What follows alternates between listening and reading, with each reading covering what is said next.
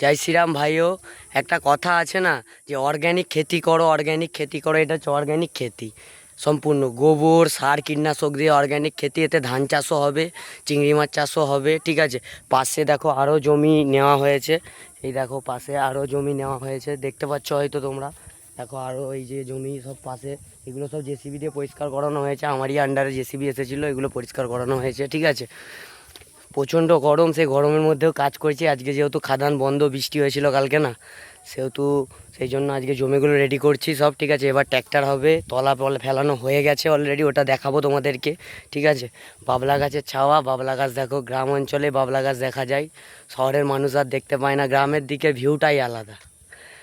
চ্যানেলটা ভালো লাগলে সাবস্ক্রাইব করো বন্ধুরা।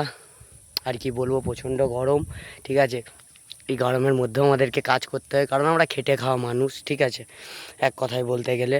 সেই জন্য এই গরমের মধ্যেও আমাদেরকে কাজ করতে হয়, কিছু করার নেই। চ্যানেলটা ভালো লাগলে সাবস্ক্রাইব করো, শেয়ার করো, লাইক করো। তোমাদের আশীর্বাদেই চ্যানেলটা যদি বড় হতে পারে। আর মাছ বাড়লে পুকুরের অবশ্যই তোমাদের সবাইকে খাওয়াবো, যে যে কমেন্ট করবে আশেপাশে।